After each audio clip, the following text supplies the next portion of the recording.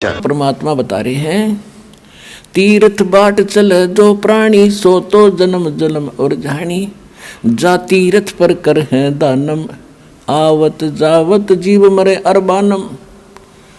तीर्थ पर आके जो दान भंडारे तुम कर देते हो, आने जाने में अरबों जीवों को मार डाला, वो आपके बैंक अकाउंट में। और किसी को भोजन आहार करा देने का जो थोड़ा बहुत पुण्य मिला, ये तो आप घर पे भी कर देते। आए अतिथि को रोटी खिलाओ, प्यार से उसको श्रद्धा से रखो। इस तरह के धर्म भी बहुत अच्छे होते हैं। लेकिन जब तक पूर्ण संत नहीं मिलेंगे, आपका मोक्ष नहीं होगा। और मनुष्य जीवन केवल मोक्ष के लिए ही प्राप्त होता है। बाकी जो कर्तव्य कर्म है, आपने ये भी करते रहना होगा, क्योंकि परमात्मा ने 120 वर्ष तक यही शिक्षा दी थी। हाथ से कपड़ा भी बुनते थे, बाकी समय में सत्संग करने चले जाते थे। जितना भी आहार जोगा कपड़ा बुना, उसके बाद 2 दिन रेस्ट मार लेते थे। भाई बतेरा हो गए, अपना सत्संग करेंगे, भक्तों को समझाएंगे। वो तो एक हमें लीला कर रहे थे। वैसे तो वहाँ कपड़ा बुनते थे, 1000 जगह जाकर प्रकट होकर सत्संग सुनाया करते थे। तो हमारे लिए उदाहरण छोड़ा था, अपना काम भी करो और भक्ति भी करो और दान धर्म भी करते रहो, पर पूरे संत से लेकर के। मनमुखी साधना, नकली गुरुओं से, शास्त्र साधना से कोई लाभ नहीं होगा। अब क्या बताते हैं, पर भी लेन जात है दुनिया, हमरा ज्ञान किने न सुनिया, गोते गोते पढ़ है भारम, गंगा जमुना गए केदार में। कबीर परमात्मा क्या कह रहे हैं कि जो तुम जा कर के स्नान करते हो, गंगा में कर लो, जमुना में करो, केदारनाथ पर जा लो, चाहे लोहागिर पोहकर में, और चाहे प्रयाग में जाओ, हर पैड़ी पर जाओ, कहीं पर भी आप जाते हो, सरजू में स्नान करो, वहाँ भी बहुत से जीव मरते हैं। कहने का भाव ये है, सारा कुछ समझा के परमात्मा ने, कि तुम तीर्थ पर जाकर स्नान करते हो, गोते लगाते हो। कहते हैं गोते गोते पढ़ है भारम, और गंगा जमुना गए केदार में। एक गोता जितना मारा ना, वो ये पाप सिर पर धर लिया आपने। पता नहीं कितने जीवों को रगड़ रहा है, मार रहा है। गोते गोते पढ़ है भारम, गंगा जमुना गए केदार में, लोहागर पोकर की आशा, अंत कोट चिव होत बिनासा, पाती तोड़ चढ़ावे अंधे, जिनके कदे न कट हैं फंदे, गंगा काशी गया प्रयागु, बहुरजा द्वार काले दागु, हर पैड़ी हर द्वार हमेशा, ऐसा ज्ञान जो देत उपदेशा।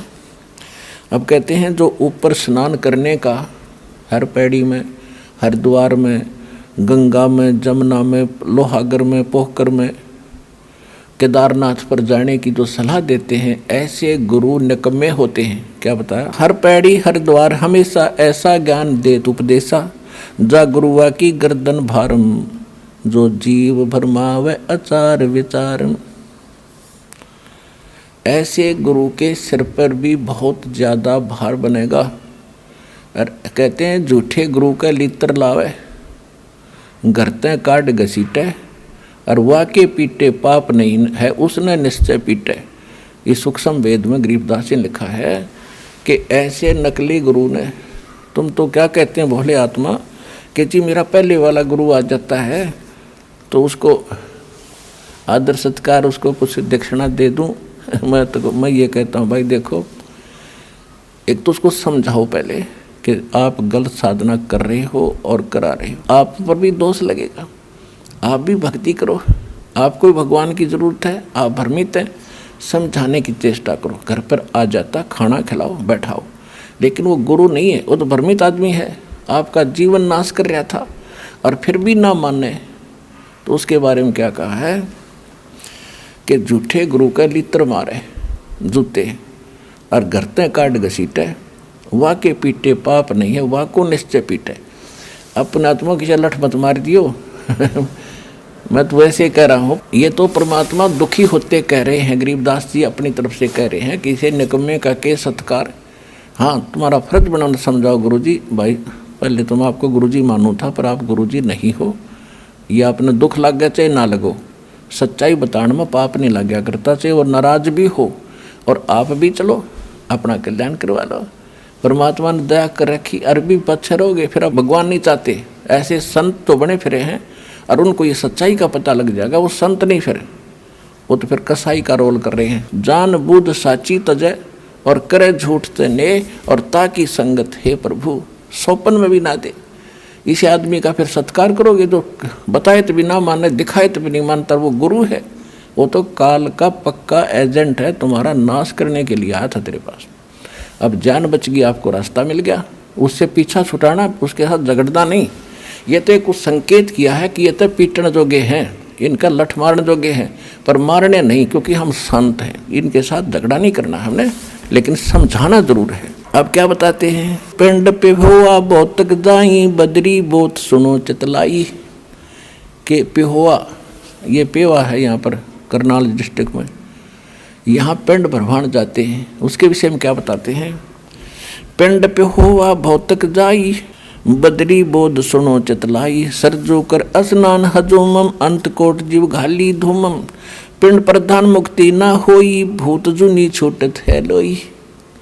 अब परमात्मा से धर्मदास जी प्रश्न कर रहे थे, जी जैसे हम पिंड दान करते हैं इससे भी तो लाभ होता होगा। परमात्मा बोले, धर्मदास जी कह रहे थे हमारे पितरों का मोक्ष हो जाता है पिंड दान करने से पेहुआ में। परमात्मा कहते हैं, भूत जुनी जहाँ छूटत है पिंड दान करनते, गरीब दास जिंदा कहे भाई नहीं मिले भगवंत। आपने पिंड दान कर दिया अपने पिता या माता का मोक्ष कराने के हेतु, और उसकी भूत जुनी छुट गई पिंड दान करने से, वो गधा बन गया, बता खाक मोक्ष करा दिया अपने पितागत ने। भूत जुनी छूट गई, भूत तो मर गया, उसका भूत शरीर खत्म हो गया, तो फिर गधा बन गया, तो खाक क्या कराई उसकी मोक्ष। भूत जुनी जहाँ छूटत है पिंड दान करनते, गरीब दास जिंदा कहे नहीं मिले भगवंत। जगन्नाथ के दर्शन जाई काली प्रतिमा भवन के माही। जगन्नाथ ने जाओ दर्शन करने के लिए, उसमें एक लक्कड़ की काली बूंदी सी मूर्ति है, दास देख का उसने, वहाँ तो अर्ज करने जाते हो।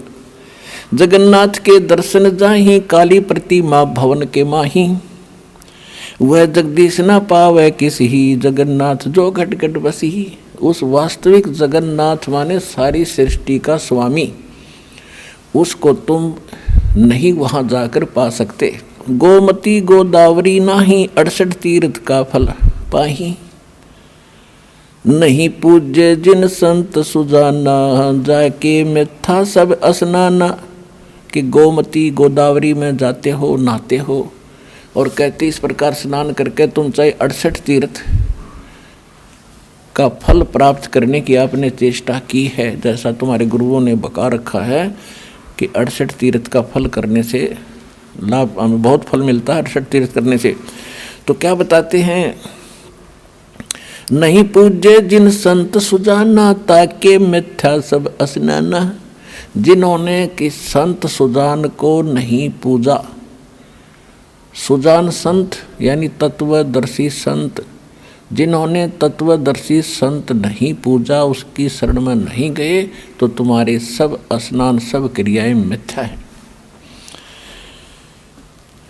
नहीं पूज्य जिन संत सुजाना जाके मिथ्या सब स्नाना, कोट यज्ञ असमेघ कराही संत चरण रज नहीं तुलाही। कि करोड़ अश्वमेघ यज्ञ कर लो और परम संत के चरणों की धूल के बराबर भी वो पुण्य नहीं है।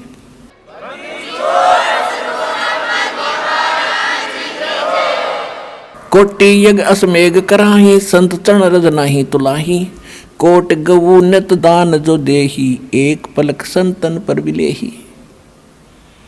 करोड़ गौ नित दान करो, उससे वो लाभ नहीं होगा, एक पलक परम संत की पर भी ले ही। अब जैसे ब्रह्मा पुराण में लिखा है कि सब Vyas ji writer of the Puran, Veda and Gita एक ही राइटर हैं, तो ये पुराण में कह रहे हैं, ब्रह्मा पुराण में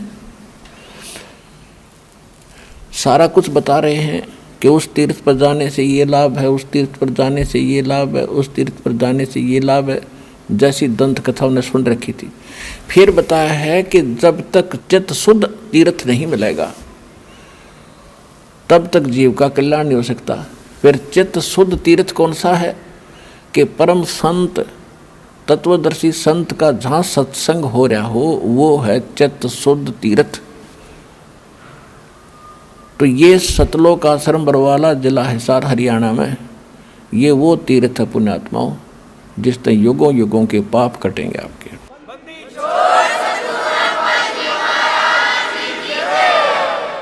तो इस सतलोक आश्रम बरवाला वाले तीर्थ में जो पर भी लेगा उसका जन्म जन्मांतर के पाप कटेंगे, मोक्ष होगा। तो यहाँ बताया उसी के बारे में, कोट गौ नित दान जो देही, एक पलक संतन पर भी लेही, परम संतन पर भी लेही। धूप दीप और जोग जुगंता, कोट ज्ञान जो कथे मिथ्या, जिन जानानी पद का भेऊ, जाके संत न रहे बटेऊ। तीर्थ व्रत करे जो प्राणी, तिनकी छूटत है नहीं खानी। 14 नौमी 12 व्रतम, जिनसे जम किंकर ना डरतम। करें एकादशी संजम सोई, करवा चौथ गदैरी होई।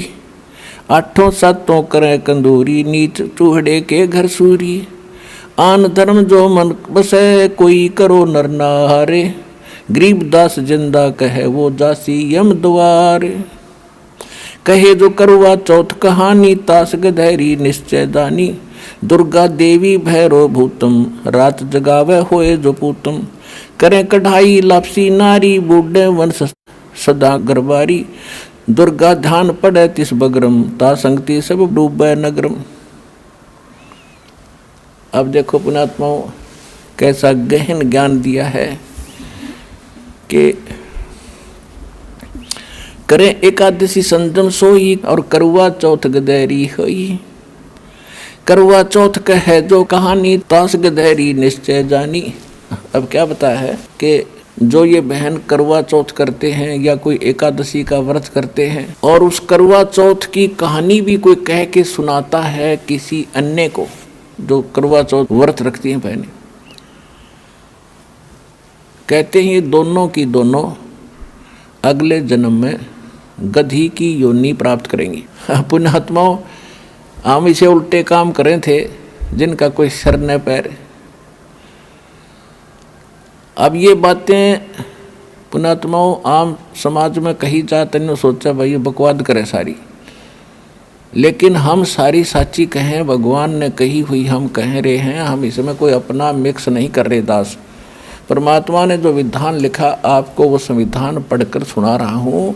ऐसी गलती करोगे ये सज़ा, ऐसी गलती करोगे ये सज़ा, ऐसा करोगे ये बेनिफिट आपको मिलेगा, ये गॉड गिवन है। दुर्गा ध्यान पड़े तिस बगरम, ता संगति डूबे सब नगरम। अब क्या बताया है कि जिस बगड़ में, बगड़ मीन मोहल्ले में, जिस कॉलोनी में इस दुर्गा का जागरण होता हो, कहते हैं उसकी संगत में वह सारी कॉलोनी डूबेगी, सारी का नाश होगा। कैसे?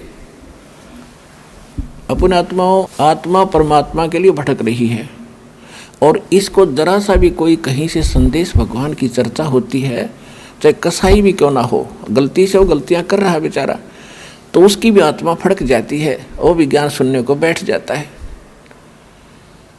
और जैसा वो सामने वाला गुरु है, क्योंकि भगवान की चर्चा तो आत्मा को चाहिए, इसकी खुराक है, आहार है, उस बिना यह रह नहीं सकती। अब इस ये नकली एजेंट भेज रखे काल के, उन्होंने ज्ञान गलत बता दिया, उन्होंने गलत ज्ञान मान लिया। तो कहते हैं दुर्गा ध्यान पड़े तिस बगड़म, और ता संगति डूबे सब नगरम। कैसे?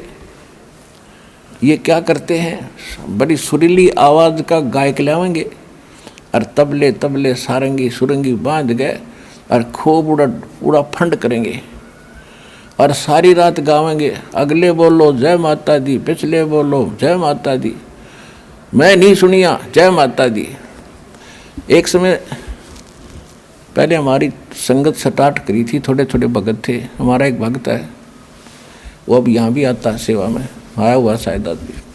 हम उसके घर से आ रहे थे शाम के समय। शाम में उसने खाना बना लिया, मैं वहाँ चला गया, हम 2 जने थे। तो वहाँ से फिर मैं चल पड़ा। मैंने कहा ये क्या हो रहा सो यहाँ पर साथ में? कहने लगा यहाँ एक दुर्गा उसका जागरण हो रहा है माता का। और हम चल पड़े।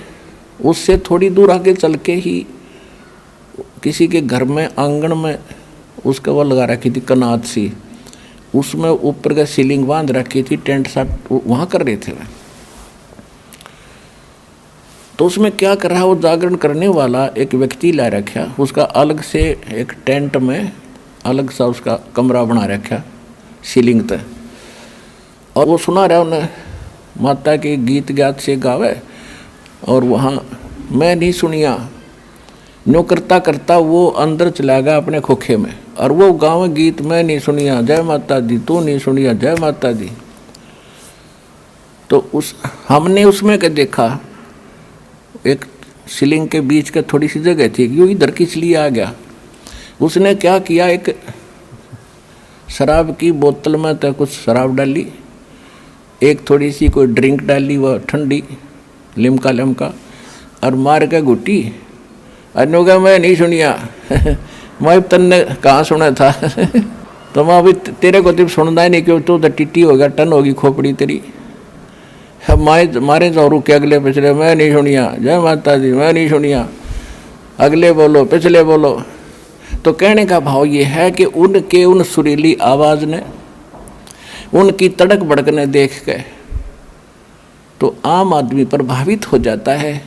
कितनी अच्छी बात बता रहे हैं, कितना अच्छा सुरीली आवाज़ से भगवान का गुण गा रहे हैं। तो कहते हैं वो सारे ही सारे वहाँ के लोग उससे प्रभावित हो जाते हैं। फिर कहते हैं अगली बार हम कराएंगे, अगली बार हम कराएंगे, अगली बार हम कराएंगे। यानी उस देखा उस कुएं में उस भेड़ की तरह वो सारे गिर जाएंगे। इसलिए कहा कि दुर्गा ध्यान पड़े तिस बगरम, ता संगति डूबे सब नगरम। सारा तो ऐसे देखा देखी हम अच्छे मार्ग पर लगते हैं, देखा देखी हम गलत मार्ग स्वीकार कर लेते हैं। तो ये सूक्ष्म वेद में बताया है कि जो करवा चौथ का व्रत रखते हैं और जो उनके लिए जो कहानी कहते हैं, वो दोनों की दोनों गधी की योनि में जाएंगी अगले जन्म में, जब संत नहीं मिले थे। अब क्या बताते हैं परमात्मा, दास के पास एक बहन लाई, अपनी बहन ने हमारा नाम ले रखा था उस लड़की ने, वो अपनी बहन को लाई, उसने किसी और संत से नाम ले रखा था। और उसके साथ साथ जैसे अन्य संतों के जितने ये पुजारी हैं, भक्त हैं, वो तो गुरु है ही है, पर क्रिया सारी वही करते हैं जो आम समाज कर रहा होता है। वह बहनें व्रत भी रखती थी। किसका व्रत रखती थी? संतोषी माता का, शुक्रवार का। और जब उसकी बहन ने जहाँ नाम ले रखा था, वो उसको साथ लाई थी कि आप वहाँ से नाम ले लो हमारे गुरु जी के पास से। आपका उसका पति शराब पिया करता, और शराब पीकर रोजाना पिटाई करना, घर से बाहर खड़ी कर देना, आप कुंडी ला के सो जाना। ये तकरीबन रोज का ड्रामा था उसका। इस दुख से के निवारण के लिए वो बहन लेकर आई उसको वहाँ पर इस दास के पास। तो मैंने उसको बताया, बेटी नाम पहले थोड़ी संगत होती थी, उसको समझा कि दीक्षा से पहले ये नियम सुन ले, कोई व्रत उपवास नहीं करना, अन्य देव की पूजा नहीं करनी, सारी बताई। तो वो कहने लगी जी मैं तो शुक्रवार का व्रत रखती हूँ, उसका तो दापन करूँगी, फिर देखूँगी, मैं नहीं छोड़ सकती। और उसने अपना दुख बता दिया था उसकी बहन ने कि इसका पति शराब पीता है, अरिया वहाँ से नाम ले रखी है, और ऐसे ऐसे ये सब क्रिया भी करती है। तो मैंने कहा बहन पहले ये बता, आप शुक्रवार का व्रत किस लिए करते हो? कि घर में शांति हो। पहले तो आपने शुक्रवार के व्रत की कथा का पता नहीं। उसकी कथा कैसे है? एक बहन का पति किसी अपने रोजगार के लिए दूर देश गया था, और वो काफ़ी समय तक वापस नहीं लौटा। तो उस बहन को संतोषी माता दिखाई दी, और उसने कहा कि बहन तू क्यों दुखी है बेटी, तू मेरे 16 शुक्रवार के व्रत कर, तेरा पति घर आ जाएगा। उसने 16 शुक्रवार के व्रत किए, और 16वां शुक्रवार के दिन उसका पति उसके घर आ गया। उसको बड़ी खुशी हुई, फूली नहीं समाई। ये कथा इसकी। यानी 16 शुक्रवार के व्रत करने से ये बेनिफिट है कि किसी का पति किसी कारण से दूर चला गया हो, घराने की सुध ना रही हो, तो घर आ जा, ये फल हुआ। और तेरा पति रोज आवर रोज कुटे तने तो भी व्रत राख रही फूटे वाग चले। तो तेने तो शुक्रवार का व्रत कदे नहीं रखना चाहिए कि 1-2 दिन ना हो तो बढ़िया। हाँ 2-4 दिन दे ही तो ना टूटे तेरी। तो पुण्यात्माओं, बगैर ज्ञान के हमारी ऐसे बिरान माटी दुर्गति कर रखी नकली संतों ने। अपने आत्माओं, अब धर्मदास जी क्या कहते हैं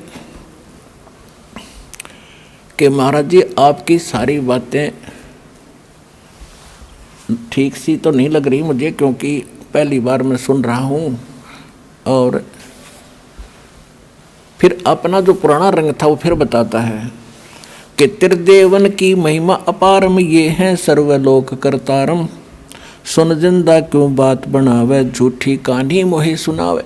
मैं ना मानूं बात तुम्हारी, मैं सेवत हूँ विष्णुनाथ मुरारी। शंकर गौरी गणेश पूजाऊं, इनकी सेवा सदा चतलाऊं। अब प्रश्न किया धर्मदास जी ने कि हे परमात्मा, हे गुरु जी, हे महाराज जी, आप कहते हो कि ब्रह्मा विष्णु महेश में कोई शक्ति नहीं, विष्णु जी में कोई पावर नहीं। भगवान श्री कृष्ण इज विष्णु, श्री कृष्ण जी विष्णु ही हैं। और वो राजा मोर ध्वज के घर गए थे और तामर ध्वज उसके पुत्र को आरे से चीर के वो डेड हो गया था। और दोबारा से उसको वो 2 फाड़ कर दिया, दोबारा से उसका शरीर भी ठीक कर दिया, उसको जीवन दान दे दिया। भगवान मेरे गले में उतरती नहीं आपकी यह बात कि इनमें कोई शक्ति नहीं। परमात्मा ने कहा मैं ये नहीं कहता कि इनमें कोई शक्ति नहीं, आप जो भूल कर रहे हो मैं वो समझाना चाहता हूँ। आप एक स्टेट के मंत्री को, प्रांत के मंत्री को आप प्रधानमंत्री कह रहे हो, मैं आपकी ये भूल मिटाना चाहता हूँ। ये एक स्टेट में, एक ब्रह्मांड में, एक विभाग के मंत्री हैं। और ये नहीं कहा जा सकता कि एक स्टेट के मंत्री में, प्रांत के मंत्री में कोई शक्ति नहीं है, लेकिन जो प्रधानमंत्री में शक्ति है वह इसमें नहीं है। एक मोटी सी बात दास आपको समझा रहा है उनकी वार्ता के माध्यम से, जो भगवान ने उनको बताया। तो कैसे? तो परमात्मा ने कहा कि मैं ये नहीं कहता कि इनमें शक्ति नहीं है, लेकिन ये आपके संस्कार को नहीं चेंज कर सकते, आपकी उम्र नहीं बढ़ा सकते, आपके रोग का नाश नहीं कर सकते, जो आपकी किस्मत में लिखा है। आपको जो हानि होनी है उसको चेंज नहीं कर सकते, इनमें पावर नहीं है। कैसे? जैसे यही श्री कृष्ण जी पांडवों और कौरवों का जो महाभारत युद्ध हुआ, अभिमन्यु सुभद्रा पुत्र, सुभद्रा श्री कृष्ण जी की बहन यानी श्री कृष्ण जी का सगा भांजा, और युद्ध में मारा गया चक्रव्यूह में। श्री कृष्ण रोए, सारे पांडवों का कुणबा रोए और सुभद्रा रोए। तो श्री कृष्ण जी ने क्यों ना जीवित किया हो अभिमन्यु? वहाँ तो जरूरत थी उसकी, युद्ध का समय था, 2-2 आदमी एक से बन रहे थे, और वहाँ पे मतलब जाकर कटवा दिया मोरध्वज का लड़का ताम्रध्वज, वहाँ जीवित कर दिया। यहाँ क्यों ना जीवित किया उसने? अब हमारी तो इतनी बुद्धि थी बस फ्यूज हंसन लग गया। हाँ बात तो आपकी सच्ची है जी, यो क्यों ना जी, आप बताओ फिर। परमात्मा बोले सुन ले, वहाँ तो ताम्रध्वज की आयु शेष थी, वो तो ये छोटे मोटे ये भी कर देते हैं। जैसे गोरखनाथ जी ने अपने गुरु मच्छिंद्र नाथ का उसका शरीर फूंक दिया गया था, अस्थियाँ शेष थी, उन अस्थियों को अपने मंत्र से अपनी शक्ति से शरीर बना दिया और उस आत्मा को वापस मच्छिंद्र नाथ की आत्मा वापस प्रवेश कर दी शरीर में, क्योंकि उसकी आयु शेष थी, वो वैसे भटक रहा था प्राणी, लेकिन आयु नहीं बढ़ा सकते ये। तो यहाँ अभिमन्यु की आयु शेष नहीं थी, उसका जीवन मनुष्य का इतना ही था, श्री कृष्ण नहीं उसको जीवित कर सके। और पूर्ण परमात्मा कहते हैं तुम कौन राम का जपते जापम, तात कटे न ये तीनों तापम। आयु बढ़ाना तो बहुत दूर की बात है, तुम्हारे ऊपर जो संस्कार वश 3 ताप भी, किसी ने श्राप दे दिया, किसी ने भूत की घाल गलवा दी, या कोई और जंतर मंत्र कर दिया, ये भी ना कटे तुम्हारे देवताओं की भक्ति से। वो भी हमारी भक्ति से कटेंगे। सतगुरु जो चावे सो कर ही, 14 कोट दूत जम डर ही। ऊत भूत जम त्रास निवारे, चित्रगुप्त के कागज पाड़े। तो ये परमात्मा समर्थ है, यही सब 3 ताप का भी नाश करते हैं। और तुम जिन भगवानों की भक्ति करते हो उनसे तुम्हारे 3 ताप भी नहीं कट सकते। अब जब परमात्मा ने देखा कि यो फिर काल के वश है अभी, उस समय परमात्मा फिर अंतर्ध्यान हो गए। ऐसे परमात्मा 5-6 बार धर्मदास जी के साथ आँख में चौनी करी उसकी बुद्धि को सेट करने के लिए। जब परमात्मा वहाँ से चले गए तो क्या हुआ उसके साथ? तावा रोवत धर्मनि नागर, तावा रोवत धर्मनि नागर, कहाँ गए मेरे सुख के सागर। तावा लीन भये निर्वाणी, मगन रूप साहेब सैलानी। तावा रोवत धर्मनि नागर, कहाँ गए मेरे सुख के सागर। अधिक वियोग हुआ हमसे ती, जैसे निर्धन की लुट जा खेती। कल्प करे और मन में रोवे, 10 दिशा को वो मग जोवे। अब क्या बताते हैं? गरीबदास साहिब जी चित्रार्थ कर रहे हैं धर्मदास जी के उस वियोग को। जब तीसरी बार उसने परमात्मा को खो दिया अपनी उस अज्ञान बकवाद के कारण। तावा रोवत धर्मनि नागर, कहाँ गए मेरे सुख के सागर। अधिक वियोग हुआ हमसे ती, जैसे निर्धन की लुट जा खेती। हे भगवान मेरे साथ तो ऐसी दशा होगी मेरी। हे सुख सागर, हे भगवान, हे सच्चे मालिक, आप कहाँ गए? रोता हुआ कह रहा है।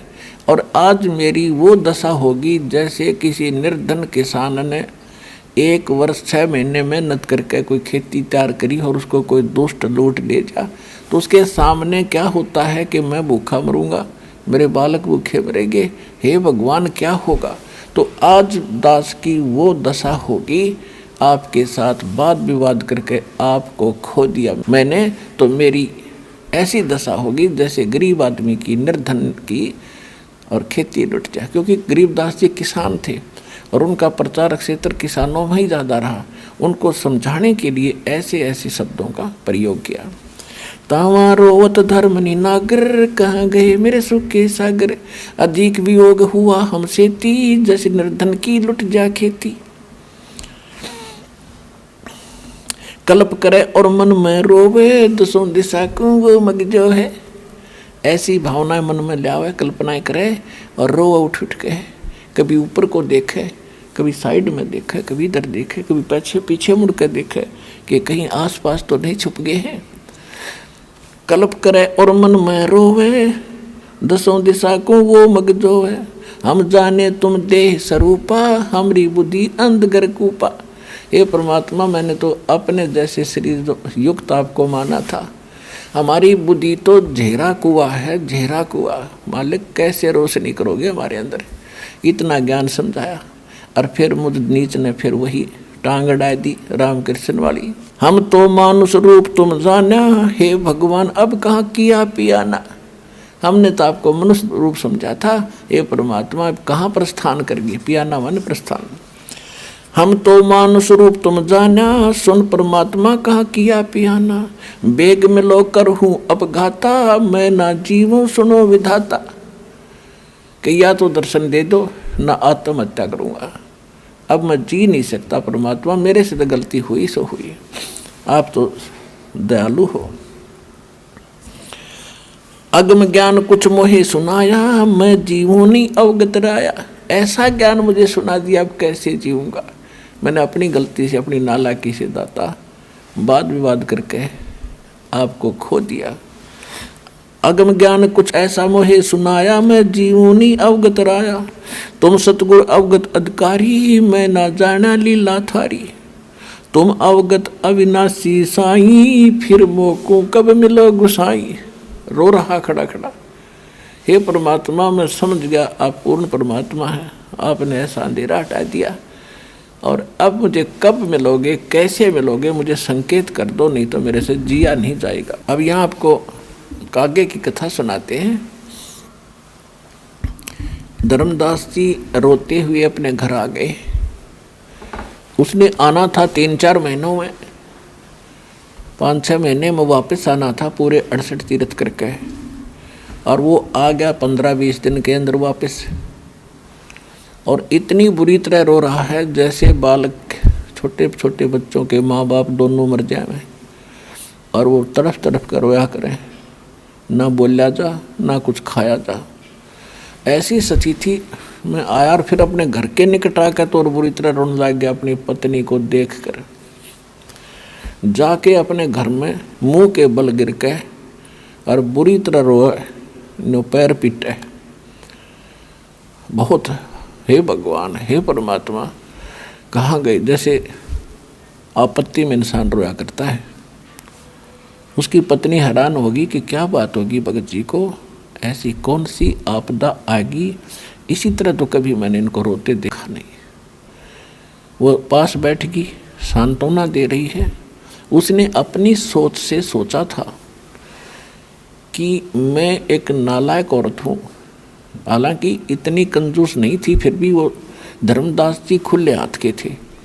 जहाँ 10 रुपये दान करने होते वो 100 करा करता, और ये बार बार टोक देती थी जी दान हिसाब का करा करो, बच्चे भी पालने हैं। ऐसे धन लुटाने से तो बड़े बड़े सेठ निर्धन हो जाते हैं। लेकिन उसकी आत्मा नहीं मान्या करती थी। वो कहती थी, फिर भी झिझक जाता था, थोड़े दिन पाछे फिर ऐसे ही करता था। तो ये उसने अपने मन में सोचा, आमनी नाम था, आमनी देवी। आमनी ने अपने मन में सोचा कि मैं कंजूस हूँ, और ये जो पैसे रुपये लेकर गया था तीर्थ यात्रा के लिए जेब खर्च, वो किसी ने ठग लिए होंगे, और ये वापस इसका काम अधूरा रह गया, 68 तीर्थ कर नहीं पाया। और अब ये सोच रहा होगा कि मैं जैसे ये कहूँगा कि मेरे पैसे गुम हो गए, किसी ने चुरा लिए, और लेकर जाऊँगा तो यह कलह मचावेगी, यह कलिहारी कलह करेगी। वह बहन अपने आप सोच रही है शायद ये इसलिए रो रहा है, और मैं पाप की भागन बनूंगी इसकी आत्मा दुखा के। तो वह कह रही है कि देखो भगवान ने आपके बहुत धन दे रखे हैं, लगता है आपके किसी ने पैसे चुरा लिए, जो जेब खर्च था वो किसी ने लूट लिया। कोई बात नहीं, आप और पैसे ले जाना। मैं कि मना करूँ आपको, कितना धन पड़ा भगवान ने कितना दे रखे आपके, आप और धन ले जाना, मत रो। बता, हम पैसे से थोड़े बने, हमने पैसा कमाया है, ऐसी क्या बात होगी। यानी बहुत सांत्वना वो दे रही है। अब धर्मदास काफ़ी देर रो रहा के फिर उसका मन हल्का हुआ, थोड़ी थोड़ी आवाज़ निकलने लगी। तब उसने कहा कि आमनी, यदि मेरा भौतिक धन समाप्त हो जाता तो मैं फिर ले जाता, तो 2 कह लेती तो भी लेकर जाता मैं, लेकिन आज जो धन मैंने खो दिया अब वो मुझे मिला नहीं, और धर्मदास जीवे नहीं, मेरी तो जीवन अब ऐसे ही खत्म होगा। तो आमनी देवी ने कहा कि ऐसा कौन सा धन था जो आपका गुम हो गया। उसने फिर सारी कहानी सुनाई जो परमात्मा के साथ वार्ता हुई थी, रामकृष्ण की स्थिति जो भगवान ने बताई थी, सृष्टि रचना सुनाई थी, वह सारी अपनी पत्नी को सुनाई। अब उसकी पत्नी बहुत ज़्यादा माइंडेड दिमाग वाली थी, कहने लगी, सेठ जी रामकृष्ण के बारे में भी हमने सुना था, इनसे अपनी कौन सी रिलेशनशिप थी, ये कौन से रिश्तेदार थे, और इससे बड़ी आप कथा और ऐसा सच्चा ज्ञान और भगवान, और ऐसी ऐसी बात भगवान बिना बता सकता है। और आप सेठ होकर, बिजनेसमैन होकर सौदा चूक गए, कहाँ गई बुद्धि व पत्थर कैसे पड़ गया आपका। तो आमनी मैं इसलिए रो रहा हूँ, धर्मदास बोला, इसलिए रो रहा हूँ कि ज़िंदगी में पहली बार सौदे में घाटा हुआ मुझे, आज तक सौदे में घाटा नहीं हुआ था। और ये घाटा यानी ये हानि अपूर्ति मैंने होती दिखती नहीं, मैंने 2-3 बार उनके साथ चीटिंग कर दी, अब वो नहीं आवेंगे और मैं जीऊँ नहीं। यूँ कह के उसने सारी बात बता के फिर रोने लग गया। सारा दिन में मुश्किल से 1 रोटी टूक मुश्किल से खावे, फिर रोने लग जावे। पुण्यात्माओं, जब आपको परमात्मा की महिमा का और सतलोक की स्थिति का ज्ञान होगा तो आपकी आत्मा इसी तरह व्याकुल हो जाएगी उस मालिक को पाने के लिए, उस सतलोक में जाने के लिए और जन्म मृत्यु का युग कोड कटवाने के लिए। उसके समझ में आ गई थी भगवान साथ रहे। इतनी बार भगवान मिले उसको और कितनी देर समझाया बैठा बैठा के। अपने आत्माओं, जिस मालिक के नाम लेते हैं आंसू चल पड़ती हैं और वो परमात्मा साथ बैठा और फिर वो खूजा तो उस दशा हो जाती है उस पुण्यात्मा की, जैसे सर्प की मणि छीन ली जाती है, वो फण पटक कर मर जाता है, वो जी नहीं सकता।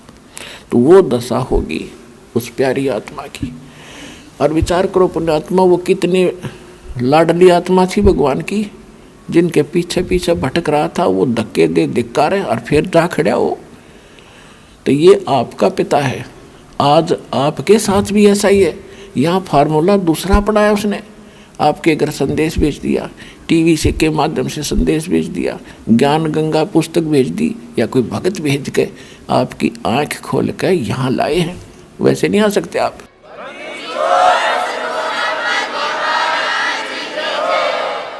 उधर से ऐसे 6 महीने बीत गए धर्मदास जी को। जीर्ण कमजोर शरीर हो गया, आंखें लाल होगी, रोजाना रोए, मालिक ने याद करे, एक बार फिर दो दर्शन भगवान।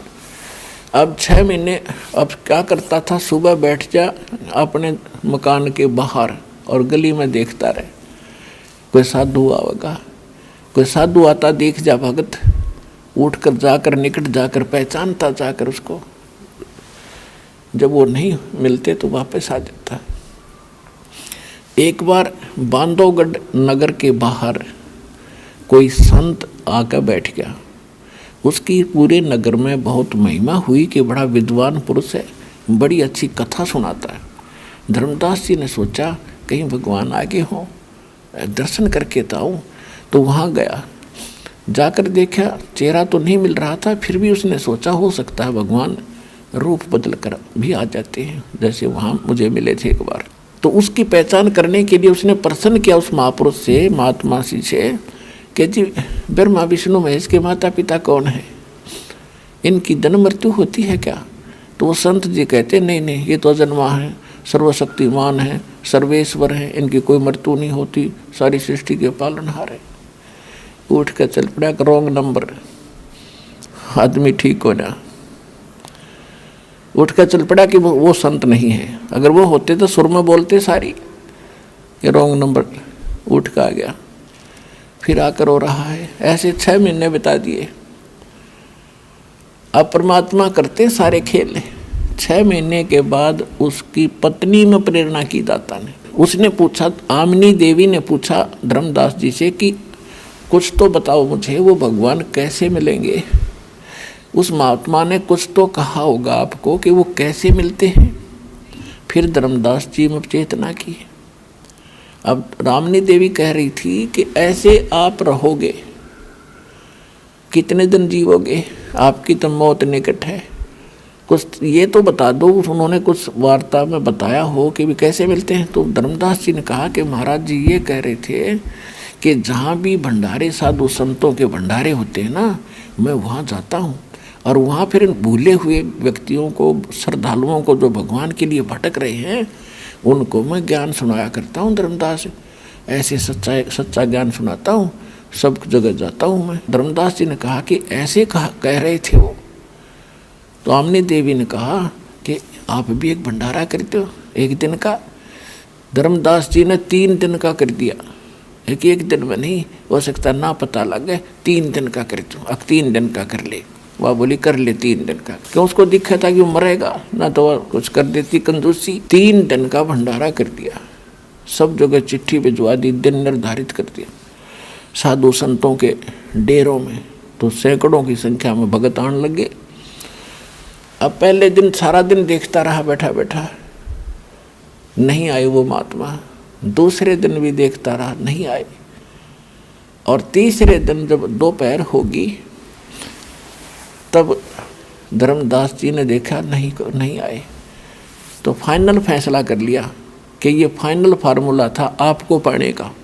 और आज जो नहीं मिले दाता, अब जिया नहीं जा सकता इस तरह, और आगे जीवन नहीं संघर्ष कर सकता। आज शाम ने आत्मघात करूँगा, आत्महत्या करूँगा, ये पीछा छुटवाऊँगा। ऐसे ना जिया जाता है ना मरा जाता। जब हृदय में उसने फाइनल फैसला कर लिया तो वो को दूर थोड़ा ही है। क्या देखा दोपहर के बाद, एक कदम का पेड़ था जहाँ वो भंडारा कर रहा था अपनी गली में, अपने आंगन में, उसी में एक 150 फुट की दूरी पर एक कदम का पेड़ था। उस कदम के पेड़ के नीचे उसी जिंदा वाले महात्मा के रूप में भगवान आकर विराजमान हो गए। अब धर्मदास जी तो इधर उधर देख ही रहा था, कभी उन महात्माओं में देख रहा था जो खाना खा रहे थे, साधु संत भगत, कभी इधर उधर देख रहा था, कभी आसमान में। तो उसकी ध्यान पड़ा, ऐसे ध्यान पड़ा तो वो बैठे भगवान दौड़े दौड़े गए और सामने नो देख कर उनके चेहरे को चरणों में गिर गए, बुरी तरह से लपट गए नो सीने से, गले के चपट गए। हे भगवान माफ़ कर दो पापी को, दाता दया करो मुझ नीच पे, मुझसे भारी गलती बन गई। हे परमात्मा अब जो कहोगे सारी सुनूंगा, सारी मानूंगा, मेरे से बहुत भूल बन गई, मैं नीच आत्मा हूँ। तो परमात्मा ने कहा धर्मदास ऐसे कर, इन सभी महात्माओं ने विदा कर तू, फिर बतलावेंगे बात में, इन चलते करे और मेरे बारे में बताइए मत इन्होंने। क्योंकि परमात्मा को पता था कि सब भ्रमित हैं, ये सब अपने आप को संत मानते हैं। अगर इनके सामने मैं धर्मदास जी से डिस्कस करूंगा तो बीच में 6 टांग अड़ावेंगे और इसको और भ्रमित कर देंगे, हमारे बीच में उल्टी सुल्टी बात अड़ा के। इसलिए कहा कि तू इनने फटाफट फारिग करे। उन्होंने 5 मिनट में करे, भंडारा बंद, मैंने जो पाना था वो पा लिया। और उनको कह रहे हैं परमात्मा आप जाइयो मत, हे मालिक अब जाना नहीं। एक बार उधर देख रहे हैं, उधर से उनको विदा कर रहे हैं, उधर देख रहे हैं उनको विदा कर रहे हैं। परमात्मा बोला मैं चिंता ना कर, मैं यही हूँ, जाऊँगा नहीं, अब तो तेरे लिए आया ही हूँ। तो सुन को विदा करके घर लेके गया। परमात्मा को अपनी पत्नी से कहा कि आमनी देवी आ जा, आज मेरा खोया धन पा गया। परमात्मा को बैठा दिया, दोनों एक एक पैर पकड़ के बुरी तरह रो रहे हैं। भगवान की पुण्यात्माओं, हमें इस बात से रोना आ रहा है कि वो हमें खोज रहा है, हम उसे दूर भाग रहे हैं और हम उसको इतना ज्ञान सुनकर भी नहीं पहचान पा रहे हैं। किसे फूट के भाग हमारे, कैसा ज्ञान से रंग दिया नकली गुरुओं ने, काल के दूतों ने। अब उस समय जो उनकी स्थिति थी दोनों की, सामने भगवान बैठे और 2 प्यारी आत्मा बैठी, दोनों एक एक पैर पकड़ के रो रहे। आमनी देवी ने कहा कि महाराज आपका भगत बहुत नर्म आत्मा के हैं, आपने इनकी इतनी परीक्षा नहीं लेनी चाहिए थी। ये तो मैं रह रह कर इसको सांत्वना दिला रही थी, नहीं तो भगवान ये मर जाते आपके वियोग में। परमात्मा बोले बेटा मुझे मालूम था और ये इसको कष्ट देना, इतना वियोग देना जरूरी था, क्योंकि पहले ये काल का एजेंट बन रहा था। इतना ज्ञान समझाया, प्रत्येक प्रमाण बताए, एक बार मान ले 10 मिनट बाद से फिर गिरगिट की तरह रंग बदल जा। इसमें काल प्रवेश करे था बेटी। और इसको 6 महीने तक मैंने अब गर्म किया है, जैसे गर्म लोहा करके और फिर उस पर चोट मारी जावे तो जो औजार बनाना चाहता है कारीगर बना सकता है। और ठंडे लोहे पर कितना घन कूट लो कुछ नहीं बने, वो टेढ़ा मेढ़ा हो सके। तो बेटी यो लोहा ठंडा था, इसको 6 महीने मैंने ताव दिया इसके, ईब यू इतना गर्म हो गया, जो मैं चोट मारूंगा इसकी सारी ठीक लगेंगी, यू सारी बात मानेगा ना, तो मैं मरण थोड़ा ही दूँ था इसके। कहते हैं गुरु कुम्हार से कुंभ है, घट घट काटे खोट, अंदर हाथ सहारा दे के जब ऊपर मारे चोट। गुरु तो कुम्हार की तरह है, जैसे कुम्हार कितना कच्चा मटका होता है, मिट्टी का पतली सी लेयर होती है मटके की, उसके नीचे एक कपड़ा सा ला के नीचे हाथ देकर ऊपर पट पट पट करता ताकि उसको बिल्कुल करेक्ट कर दे। जब थोड़ा सा भी निशान रह जाए ना गड्ढा, कोई ना लेता उस मटके में। तो परमात्मा कहते हैं गुरु कुम्हार से कुंभ है, और घड़ काटे खोट, अंदर हाथ सहारा देकर जब ऊपर मारे चोट ना तार पार लिकट जा। कुमार के हाथ की चोट डट्टा नीचे सहारा ना होता है। तो मालिक कह रहे थे कि जो गुरुजी आपको खुरकाते धमकाते हैं वो आपको इस तरह आपके खोट निकाल रहे हैं जैसे कुम्हार कच्चे घड़े का निकालता है। तो मैंने इसका पल पल में साथ रहा और इसको अब गर्म किया। फिर उन दोनों ने दीक्षा ली। कुछ दिनों के बाद फिर आए दाता, संभालते रहते थे। कथा सुनाई, 2-4 दिन रुक के। तो धर्मदास जी ने कहा कि महाराज आप रहते कहाँ हो? तब तक तो उसने ये प्रश्न भी ना पूछा था, आप यहाँ पृथ्वी पर कहाँ रहते हो? वैसे तो परमात्मा ने बताया कि मेरा मूल स्थान तो सतलोक है, सचखंड है, और वर्तमान में मैं काशी बनारस में और कबीर नाम से दुल्हा हूँ। मैं कबीर नाम है वहाँ मेरा, और वहाँ रह रहा हूँ। कपड़ा बुनता हूँ और लोगों को संदेश भी देता हूँ, वहाँ रहता हूँ। अब जब धानक दुल्हा सुना, उसके मन में फिर थोड़ा सा दोष पैदा हुआ कि भगवान सुधर जाति में थोड़ा हो सकता है। तो उसने क्या कहा, भगवान ऐसा है ना, आपका वो स्थान दिखाओ जहाँ आप ऊपर रहते हो। वो कैसा स्थान है, वहाँ कैसे लोग और भी बताते हो, प्राणी रहते हैं, आप हमारे भाई बहन रहते हैं, मैं वो देखना चाहता हूँ। परमात्मा बोले भाई देखो, जो मैं क्रिया बताता हूँ तो भक्ति करता रहे। जब तेरा शरीर पूरा होगा, समय पूरा होते ही इस भक्ति की शक्ति से तू वहाँ चला जाएगा। जो मैं बता रहा हूँ इन्हें सच्ची मान। फिर भी नहीं माना कि ऐसा है ना जी, एक बार देख लूँगा तो मेरी आत्मा खुश हो जाएगी। आप जो कह रहे हो वो तो सच्ची है ही, पर मैं देख लूँ जमा। तो पुण्यात्मा परमात्मा ने बहुत मना किया, लेकिन उसने ज़्यादा अब गवाह भी बनाना था दाता ने। और आपके लिए एक उदाहरण देना है कि ऐसे हट करने से कोई युद्ध नहीं होता। अब जैसे कोई बच्चे को कोई कहता है कि बेटा तू जो है ना इंजीनियरिंग कर ले और फिर तू अच्छी पोस्ट प्राप्त कर लेगा, वहाँ नौकरी मिलेगी। और वो लड़का न्यू कहे कि मुझे पहले बताओ कहाँ वो इंजीनियर नौकरी करता है, कौन सी फैक्ट्री में, क्या क्या काम करता है, कैसी फैक्ट्री है उसकी, या कोई अन्य कोई पोस्ट है। तो ये उस मूर्ख की बात होती है। और उसको जो पिता बता रहा है तो उसको विश्वास होता है कि ये ट्रेनिंग कर, और फिर ट्रेनिंग करके तू वो पोस्ट प्राप्त करेगा, तब तुझे लाभ मिलेगा उस इंजीनियरिंग की पोस्ट का। वैसे देख कर धक्के खान का क्या तुक हुआ। तो जो भगवान बता रहे थे उसको कह रहा था, धर्मदास जी को बार बार समझा रहे थे, फिर वो माने नहीं। और उनको गवाह बनाना भी जरूरी था, उसमें प्रेरणा भी परमात्मा ही कर रहे थे। तो कहा भाई ठीक है, चल तुझे ले चलता हूँ। परमात्मा उसको सचखंड लेकर गए। वहाँ से परमात्मा निकल गए। धर्मदास एकला बैठा था कि फिर आऊँगा जब करूँगा तेरे से 2 बात। पीछे से मालिक आए, उसमें आमनी को दिखाई नहीं दे रहे थे, धर्मदास जी को ओनली दिखे थे। और कहा धर्मदास ले चल तुझे सचखंड दिखाता हूँ। एकदम सतलोक में पहुँच गए और वहाँ जाकर देखा परमात्मा का स्वरूप है। ओए होए, अब क्या है कि वहाँ जब एक परमात्मा अन्य रूप में भी रहते हैं, वहाँ से जब धर्मदास जी ने जाकर देखा कि एक परमात्मा ये बैठा जो सिंहासन के ऊपर, उसके शरीर में करोड़ सूर्य मिला दे, करोड़ चंद्रमा, ऐसे एक रोमकूप में इतनी शोभा, इतनी रोशनी, तो पूरे शरीर की कितनी होगी। इतना सुंदर शरीर और इतना तेजों में शरीर देख के धर्मदास जी ने सोचा कि ये है भगवान। और नीचे ये जिंदा रूप में गए थे ना, ये यहाँ के कोई सेवक है। अब परमात्मा जाकर के उस चंवर उठा के और चंवर करने लगे उस दूसरे रूप पर। इतने में वो तेजों में शरीर खड़ा हुआ और सिंहासन पर नीचे से गए थे जो परमात्मा कबीर जुलाहा, वो सिंहासन पर विराजमान हुए। और जो तेजों में शरीर था वो परमात्मा में समा गया, वो दोनों मिलकर एक हो गए।